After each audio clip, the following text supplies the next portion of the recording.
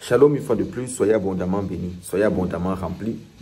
Quelqu'un serait venu me poser la question de savoir, Rabbi, pourquoi est-ce que tu viens à nous interdire de manger des viandes et tout le reste? Déjà, ce n'est pas moi qui interdis, mais ce sont des règles spirituelles. Et je n'ai pas interdit de manger des viandes. Je vous reviens après le jingle pour vous expliquer.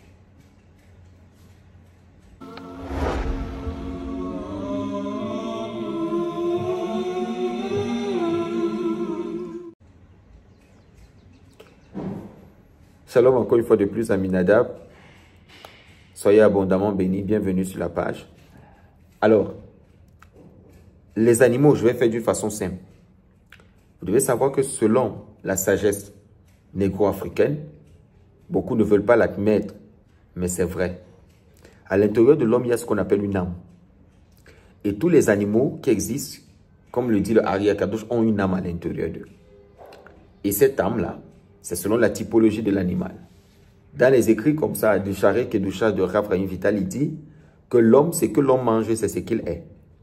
Autrement dit, par exemple, si je me retrouve en train de consommer un animal comme le vautour, c'est un exemple, qui peut voir à des millions à des kilomètres, c'est-à-dire peut-être 1500 km ou plus, ou comme vous pouvez le définir.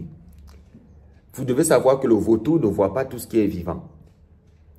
La seule chose que le vautour voit, c'est ce qui est déjà mort. Ce qu'on appelle une charogne. Ce qui signifie que quoi? Celui qui va manger peut-être cet animal, c'est clair qu'il ne pourra pas voir le bien chez les autres. La seule chose qu'il saura voir, c'est la faute. Il y en a plein d'animaux comme ça. Vous allez rencontrer des gens dans la société qui ne savent pas positiver, qui sont tout le temps dans la jalousie, qui ne peuvent pas penser que l'autre peut aussi être béni. Ils cherchent toujours la faille pour montrer ce qui est mal. Tu peux faire 99% de bien sur la terre, le jour où tu vas faillir une seule fois. Ils vont te rappeler cela toute leur vie. Ce sont des personnes qui mangent mal. Je vous donne un autre exemple très simple. Ça va vous choquer ce que je vais dire. D'autres vont me dire qu'ils vont continuer à manger. C'est vrai que ce n'est pas ce que je voulais expliquer parce qu'il faut savoir que ce que je vais dire tout à l'heure, ce n'est qu'au premier degré. Je trouverai le temps encore de parler du porc. Comme j'ai expliqué dans l'un de mes enseignements, les animaux interdits dans la Bible ne sont pas interdits parce que ce ne sont pas des bonnes viandes.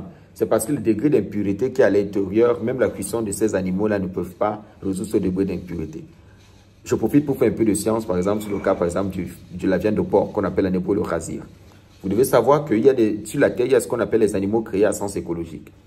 C'est quoi les animaux créés à sens écologique? C'est les animaux qui sont censés nettoyer la surface de la terre et la profondeur des eaux. Exemple d'animaux créés à sens écologique, je parlerai justement du porc. Le porc étant considéré comme étant une poubelle parce que son travail c'est de nettoyer et il mange n'importe quoi.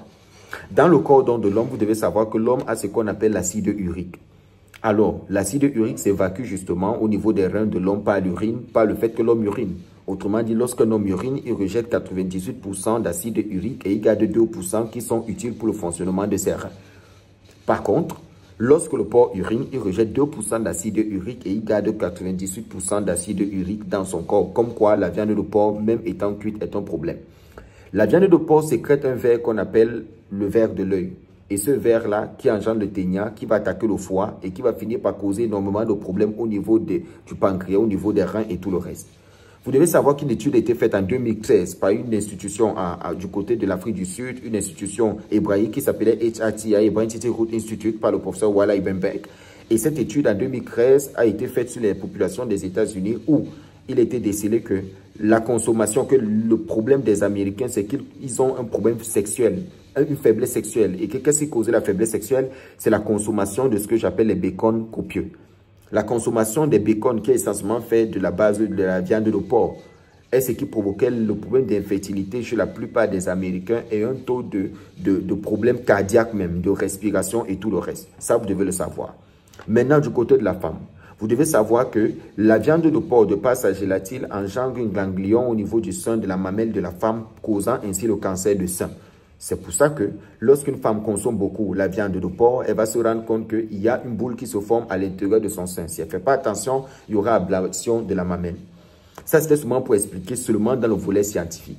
Maintenant, dans le volet spirituel, c'est clair que celui qui mange la viande de porc ne peut être qu'un porc.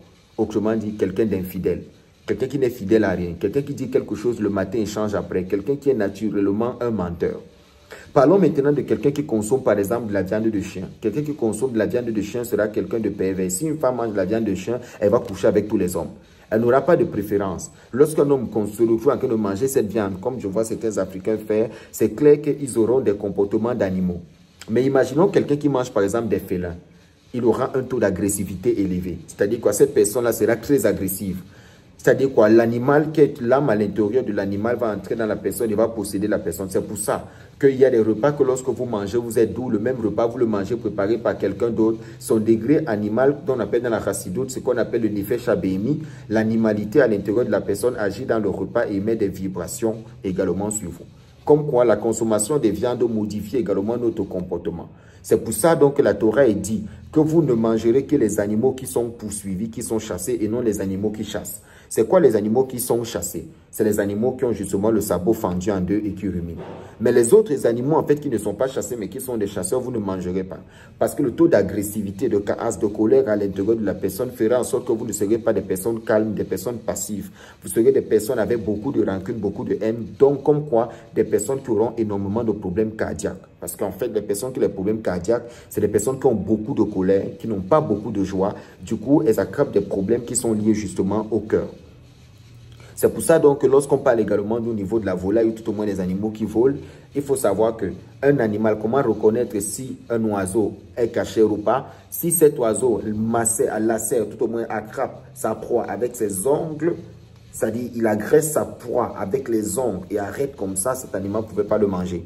Cet oiseau ne pouvait pas le manger parce qu'il n'est pas un animal cachère. Vous devez le comprendre déjà. Ça, je dois vous l'expliquer comme ça. Donc, ça ne disait pas un animal consommable. Vous comprenez donc qu'aujourd'hui, dans la tradition africaine, négro-africaine, parce qu'il faut savoir que dans la tradition, on a ce qu'on appelle les faces des arrières, parce que la tradition est appelée nom de code, c'est les arrières. On a ce qu'on appelle les faces des arrières, c'est-à-dire le côté bon de la tradition, et on a les arrières des arrières, c'est-à-dire le côté qui est purement impur, que vous devez comprendre. C'est pour ça que vous allez vous rendre compte que beaucoup de chefs traditionnels, ou pas les chefs traditionnels, mais beaucoup de personnes traditionnelles, beaucoup de riverains ou de villageois dans les villages aiment consommer les viandes très rares.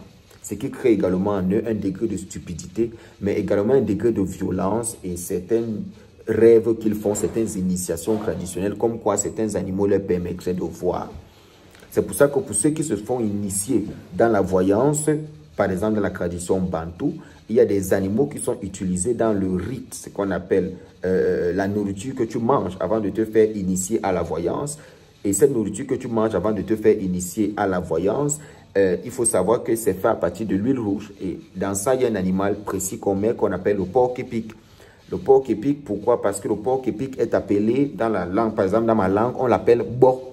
Bo veut dire quoi? Bo veut dire consulter. C'est-à-dire que certaines personnes mangeront donc certains animaux pour avoir des capacités spirituelles de pouvoir voir certaines choses. D'où le fait qu'on parle de totem.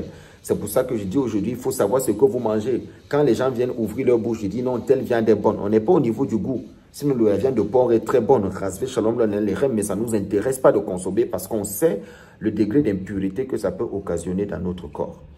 Ça, c'est ce que je tenais à expliquer en ce qui concerne les animaux pour dire pourquoi est-ce que je dis qu'il ne faudrait pas manger certains animaux.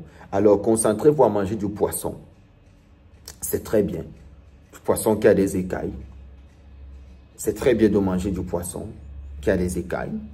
Mangez toujours ce qui est simple. Vous avez de la volaille, des ophotes, vous pouvez en manger. Mais soyez très très réticents lorsqu'il s'agit des viandes. Chat, tigre, lion, machin, des trucs comme ça. Parce que vous ne savez pas ce que ça crée en vous. Ça vous donne une image spirituelle. Et quand vous faites attaquer pour ne pas venir pas évoluer. C'est pour ça que quand vous allez dans les villages, vous allez vous rendre compte que ce sont des personnes qui sont extrêmement agressives des fois et qui n'ont pas peur du sang. Ils n'ont pas peur de prendre la matière, de découper leurs frères. Ils n'ont pas peur de prendre ceci, de faire du mal à tel parce que ce qu'ils consomment modifie leur génétique. Ça modifie complètement leur ADN spirituel. Ça modifie également leur ADN physique. Donc, faites très attention à ce que vous mangez. C'est pour votre bien. Évitez de manger beaucoup les viandes. Hormis le fait que ça crée la viande rouge, ça crée la goutte et tout. Hormis tout cela, il faut comprendre qu'au-delà de ce que la science dit, il y a également un apport spirituel de dire le moins je consomme des viandes, le plus je suis stable spirituellement et le plus mes portes s'ouvrent. Vous pouvez manger la viande une fois par semaine pour ceux qui sont plus résistants, une fois le mois, par exemple. ou de savoir comment contrôler son alimentation. Mais vous devez savoir que tout ce qui est animal sauvage, tout ce qui est bête des champs, quand vous consommez cet animal, selon le Ari Akadosh, vous devenez cet animal que vous consommez. Il n'y a pas plus simple que ça et plus clair que ça. Soyez abondamment bénis.